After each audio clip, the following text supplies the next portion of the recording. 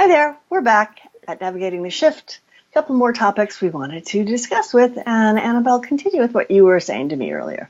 Okay, so just what's happened over yesterday or the day before was the Miss Universe pageant, which has always been a female pageant because it's Miss Universe, and Spain was the first person to put in a transgender person to represent their country.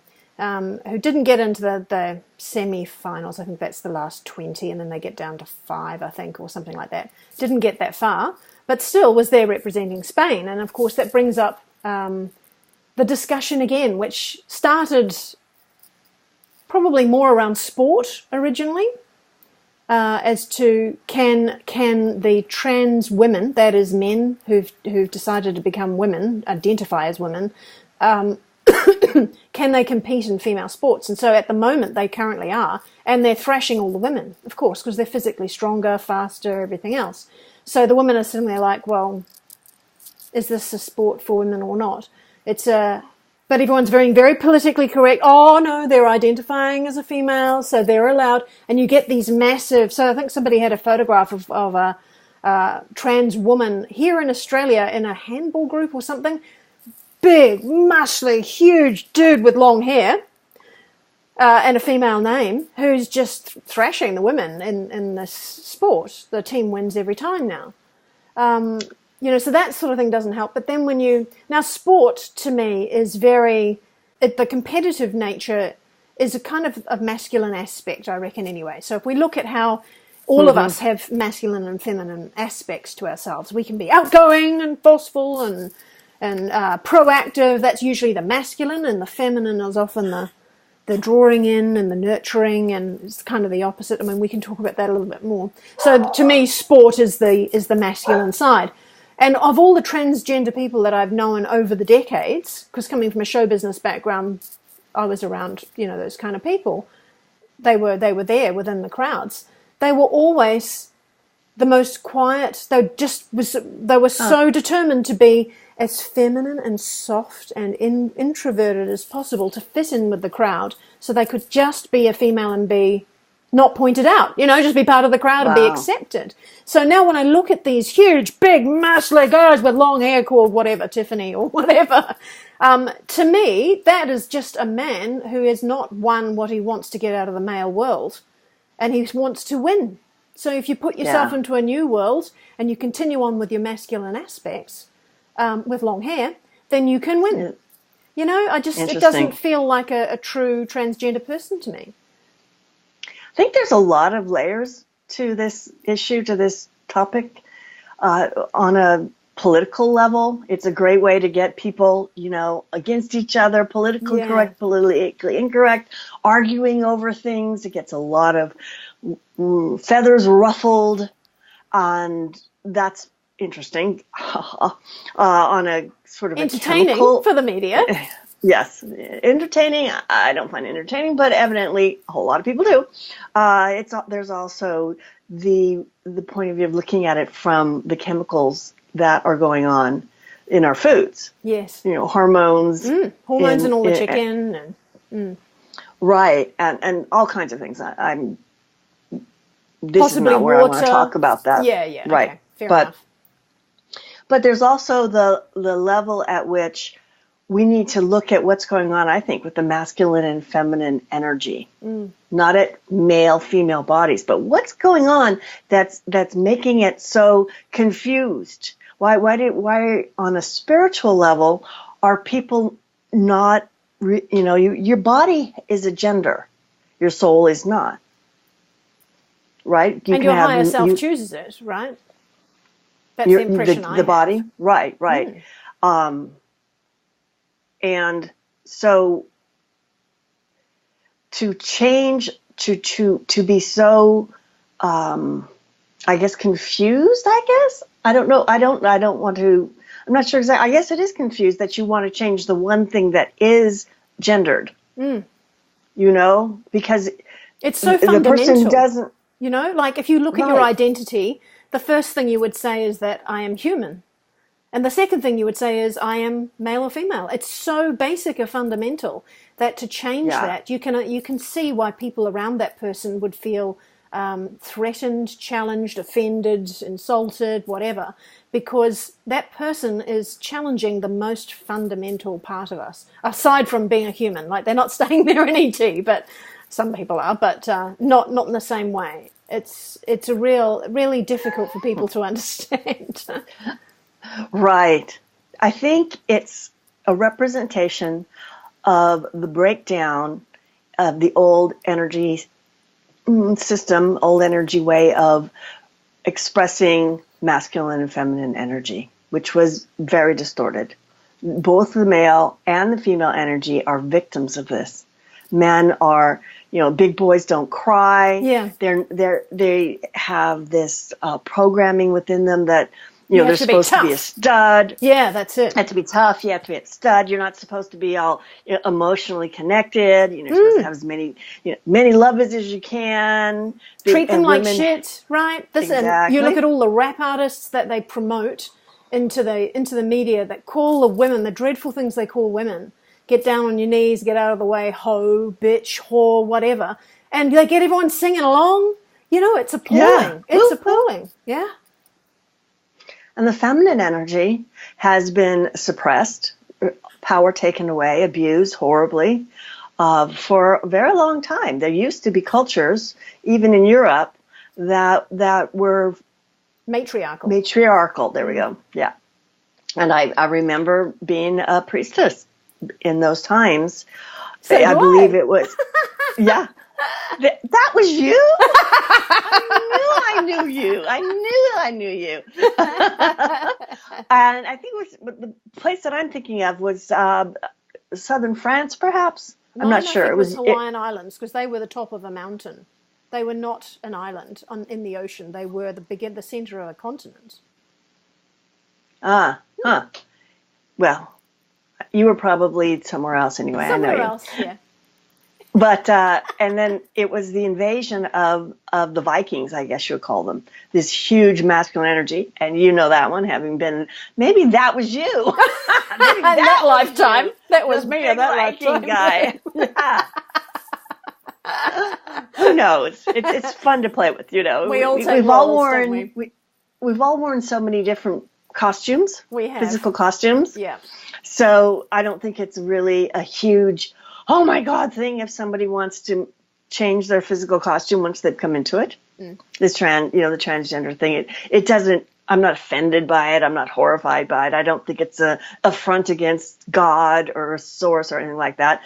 But I think it's my point of view is why is it so big now? What's going on? Yeah. And it's the breakdown, I think, that leads to breakthrough. Because if you have something that's rigid, this is how the feminine is, this is how the masculine is, even though they're distorted and not been good, how do you get them healed? You got to break them down. You got to break down the system and get it all confused.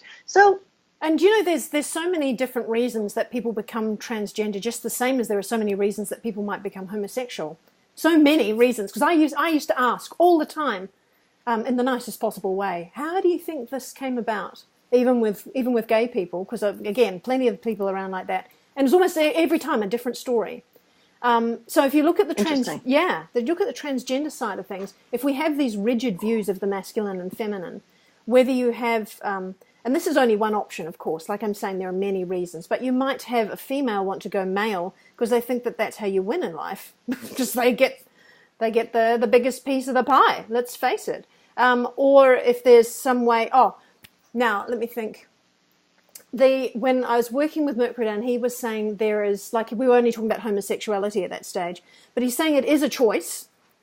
It is a choice. Even though people say, I was born that way, that's it, he says, no, that choice was made in the womb. You're connected to your mother, and if there's any problems that your mother experiences, and the baby knows everything that's going on during that pregnancy, that if, say, for example, you have a male, whether it's the partner or a father or somebody else who continually abuses that mother, then the baby inside may make the choice at that point to change to either homosexual or transgender or something. They might make that choice then. So when they say they're born this way, it's because they made that choice in the womb. It's not like you dropped into Earth with that going on. You did not. Isn't that interesting? But your soul did make the choice to be born into that family in that gender. Where the Where that mother was would going be on. abused by the male. So sort of like you chose it before you did, but that's sort of like seeing when you did come in that way from a soul level, evidently, because you chose that situation. Yeah. Although that you could argue that that isn't true, because there are lots of situations where a mother may be being abused by a male, but say the female child didn't choose to be a lesbian. No, that's true. Yeah. There's different ways. So you might either reach towards wanting to be the other sex, or you might run away from being your own sex, or being attracted to the opposite. You know what I mean? Because we're talking different subjects here. Transgender and homosexuality, they're all slightly different. But yeah, so for transgender, I mean, there are very few people, as far as I understand, who actually have mixed chromosomes, XYX or whatever. I should really look into that. I haven't got enough research on it to be able to state anything. But there's very, very few who actually have that mutation of the wrong chromosomes. People are either XY or XX, basically. And even watching the process of people changing to transgender, I think sometimes from a very small perspective of just looking at the ones around me, the counselling is ineffective. The counsellors they're not given a fully qualified psychotherapist or anything. They're given a counsellor who's not got as much qualifications, perhaps. And they're often, like in the most recent one that I was watching, they get given they might identify a few of the problems that had caused trauma and stress and caused these feelings to come about, but they don't ever try to address them. They don't try to resolve them like you would with a psychotherapist or a coach or whatever. They specifically don't resolve them. All they do is keep encouraging that person to go down that track. And the person continues on and then finds they're not happy. Not always, of course. This is very generalized. But it doesn't necessarily resolve it. If you've got baggage and you don't resolve that baggage, no matter what, whether you're wearing a dress or a pair of trousers, you've still got the same baggage. Still got the same problems going on in your mind. So that's why they're not any happier. Like I said, it's a very small perspective. It may be, it's obviously, there's room for broadness and discussion there, but I just don't think they're getting the help that they deserve. Well, I imagine it's not easy, even in our current environment, to be homosexual or transgender. So it must be improving, because they've got their gay rights movement, and they've got people standing up for transgender. So you've got people that are basically justifying that behaviour as it's okay, so they have got a lot more encouragement. I don't know if it's quite as hard as it used to be. So to me, it seems like a person's life would be easier, more comfortable, if they did the shadow work, worked on their stuff. If it's horrible to do. If the reason they're doing being gay, say, is because they have unresolved shadow work, doing the shadow work, then they don't have this other challenge. But I think also that there's a spiritual reason for a lot of people to be at least homosexual or bisexual, or if everybody probably is bisexual. On a soul level, we've all been both, so who knows? Yeah, but that's true. Especially, I think as a spiritual purpose, in order to kind of break down the old stereotypes, in order so we can have something new. But I think what we need to go eventually is to get to something new that is supportive of both genders, rather than having to have people feel so, that they're being fought. They're fighting there's discord within themselves about it, or culturally challenged. It's hard, isn't it? It's a really hard discussion. I mean, if you really get into extremes, you could move into pedophilia as well. We don't understand that. We don't know how to fix it. You put them in jail, and they come out, and they're still the same. They're off to reoffend, off to Thailand, see ya, woo, And there's no point sending hatred in their direction either. We need to understand it. We need to figure out why they are attracted. What is the shadow, right? The shadow work that needs to be sorted the baggage that causes a way of why are they attracted to a child? What's that about? It's not always about overpowering, I don't think. Another suggestion was given to me is that they are drawn to the pure, bright energy of a child, and they want it because they don't have it anymore. You think about how many of us we get through, we've been stressed for several decades, and just to see a beautiful child running around or a little bird free in the tree, and we're not necessarily talking about children, but to see something light and beautiful and stress-free, oh, it's gorgeous. No wonder they reach for it. Yeah. And why they reach in the sexual side of things, well, that's just pushing it beyond. It's just a few steps beyond that. It's over the borderline that is acceptable to us. But to try and understand it, I think would help a lot, because then maybe we can find a way to get them to do their shadow work and come out the other end clean. I wonder. Well, that light shine, that shiny, that's that life force energy. Yeah. And life force energy is very sexual. It is. So it's a distortion. They don't feel evidently safe in having that, or they're unable to have that in their life or with adults. But children are safe, and they're, like you said, they're shiny. I kind of understand. I don't. It's not acceptable, but it's. Having been a victim of it in my childhood, I would say that one of the things that really brings the challenge of it over the top for the victim is that the perpetrator usually feels a lot of shame. They do, okay. And so the kid picks it up. Oh, right. So you're not just getting, I mean, if you look at the physical injury of it, that's one thing. You know, if an adult were to pin down a child and, you know, hammer their leg, that's one thing. But that shame and that distortion and that twist that comes with the sexual injury of it just adds a huge confusion. And how many thousands and thousands of people are carrying that as their shadow and their baggage? How many? My goodness. So I think we should just whoa, back off on this, man. This is getting heavy. I'm sorry. Well, so once again, let's remember that all of this chaos, all of the light being shown into these dark, ugly, shameful corners of the world, including pedophilia, it's up everywhere. It's being cleaned up, right? It can only be bubbling to the surface because it's ready to be cleaned up. Exactly. And that's what we can picture, right? It's on its way out. And we know that there's something better coming. Yeah. Woo. Oh, definitely. It's definitely. Don't even need to ask. It's already been answered. I know. Yeah. I'm thinking also that as that's we why move we're into here. That's it. As we move into the future, the impression I have is that we're all becoming a lot more psychic. So this is where there will be no secrets. Nobody can get away with misdemeanors like that. Whether it's, fraud in business or hammering a child's leg, nobody can get away with that anymore because everybody will be able to see it. And so I think that will curb behaviors. They'll know that they can't get away with anything at all because people will be able to see. There's also the reciprocal thing is if somebody is more psychic, they will feel the child's suffering if they're hurting them, and they won't be able to do it because they will be empathically feeling the suffering. I see what you mean.